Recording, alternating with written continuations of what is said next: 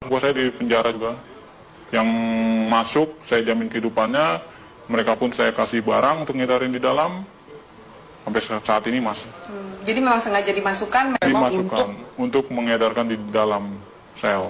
Karena kebutuhan sel tuh banyak juga, sama seperti kebutuhan di luar. berapa persen dari 100% penghuni lapas itu pakai narkoba? Hampir semua ya. Hampir 75% dan 80% itu pemakai. Berarti sipir tahu dan kalapas tahu dong? Tahu. Itu hal umum.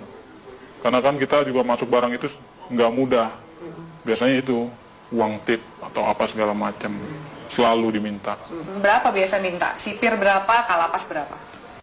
Ya nominalnya masih jutaan ya, belum ratusan juta. Masih jutaan.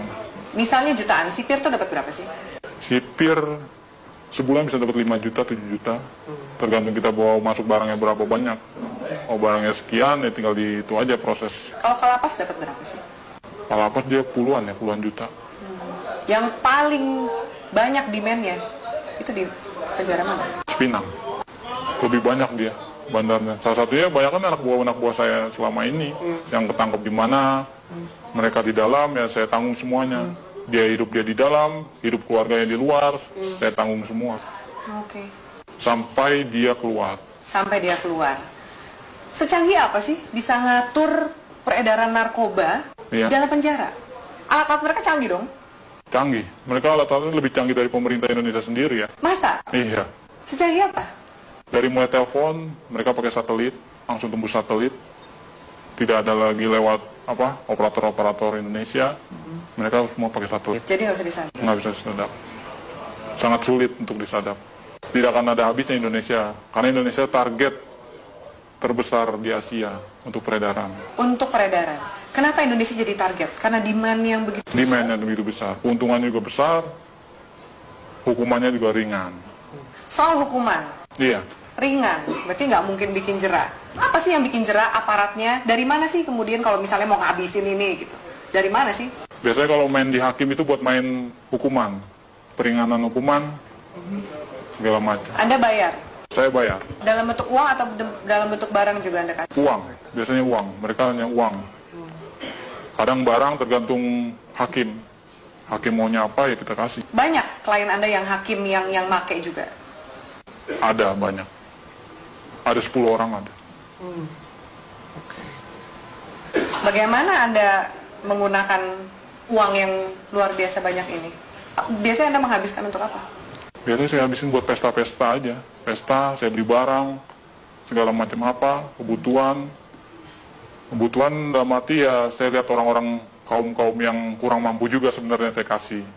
Beramal juga? Beramal. Tapi kan dari duit seperti itu, duit haram, duit panas. Ya, istilah kata buang sial. Kalau di kalangan ini buang sial, harus. Anda nggak takut ketangkep? Enggak. Karena saya percaya, saya di dalam pun saya dijamin. Dan keluar pun masih ada tempat buat saya. Kecuali hukuman mati ya, mungkin banyak yang kapok. Susah nggak sih keluar dari jaringan ini? Sangat sulit. Karena semuanya itu sudah terpantau oleh bos. Kita pun juga nggak tahu kan anak buah bos seberapa banyak. Yang kita tahu kan hanya segelintir orang yang saya percaya ada 30 orang. Mungkin dari lain ini ada lagi anak buah bos yang mantau saya juga. Bagaimana posisi saya, peredaran saya, perkembangan saya. Oke. Dari Jakarta sendiri, selain 5 bos Anda ini, Iya, ada juga jaringan-jaringan yang lain? ada. Banyak. Di Jakarta aja ada sekitar 50 jaringan. Yang saya tahu 50 jaringan, mungkin lebih. Itu yang saya tahu. Jaringan ini lebih besar atau sama kuatnya dengan jaringan Anda? Macam-macam. Tergantung dari barang sih biasanya. Kalau barang kita bagus, banyak juga jaringan ngambil di kita juga. Makanya barang itu nggak pernah akan habis. Tidak akan pernah habis di Indonesia. Walaupun mereka menangkap, menyita segala macam berapa ribuan ton, ratusan kiloton, itu nggak akan pernah habis. Karena itu cuma sedikit, paling seujung jari ya, ujung jarinya dari total barang yang ada di Indonesia. Kalau BNN sendiri, gimana Anda sebagai bandar ngelihat BNN? BNN saya lihat sih Untuk saat ini tergantung orang-orangnya sih, BNN juga. Sama lah sama yang di Polres, Polda, segala macam. Istilah katanya kan orang Indonesia itu hanya butuh duit. Semuanya ujung-ujungnya duit. Asal kita punya duit, ya lolos. Sampai ke jaringan, kalau kepolisian juga? Kepolisian udah hal umum. Udah nggak bisa ini lagi. Nggak mungkin dibersihin? Nggak mungkin dibersihkan. Karena memang aparatnya pun pemakai. Kenal sama bandar, kenal barang, nyuplai barang juga, begitu. Seterusnya. Bea Cukai gimana? Bea Cukai juga mengawasi kan? Iya. Seperti ini? Bea Cukai ada permainan juga. Maka kita di Bea Cukai itu ada sekitar 5 orang kita pegang di sana. Untuk tiap ininya. Apa peran 5 orang di Bea Cukai ini? Meloloskan barang. Meloloskan barang.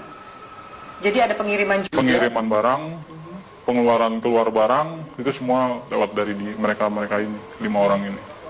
Oke. Anda punya berapa rekening? Ada 10 lebih. 10 lebih. Kurang lebih satu rekening isinya berapa sih? Tergantung ya, ada yang 1 miliar, ada yang 800, ada yang 750, paling kecil ya sekitar 250 juta. Anda nggak takut kelacak oleh PPATK nih? Wah, enggak ya, itu nama rekeningnya udah beda-beda.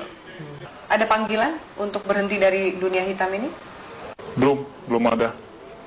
Saya masih menikmati sampai sekarang karena keuntungannya lumayan. Bukan lumayan lagi ya, mungkin kalau Mbak sendiri mungkin akan tergiur dengan hasilnya. Yakin kamu? Yakin sekali. Masa? Iya, benar. Belum ada panggilan untuk tobat berarti? Belum. Masih menikmati. Mau sampai kapan? Sampai seterusnya mungkin ya. Sampai tunggu panggilan. Orang tua Anda nggak curiga? Tidak ada yang tahu. Teman-teman kecil pun tidak ada yang tahu. Semuanya saya dan kawan saya yang baik saya kenal saja tahu.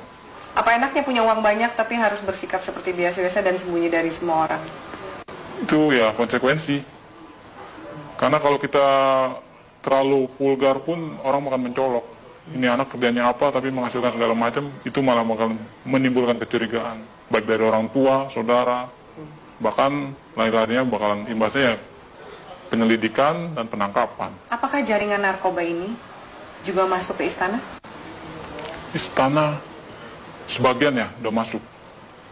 Lewat mana? Itu organisasi lain. Kita belum bisa sampai masuk ke sana. Mungkin ya organisasi ini lebih kuat dari yang bos saya punya. Itu sudah masuk. Ke istana? Ke istana. Oke. Transaksinya besar? Tetaplah bersama kami di Metro Malam pemirsa, karena setelah jeda pariwara berikut, Metro Malam masih akan kembali dengan sejumlah info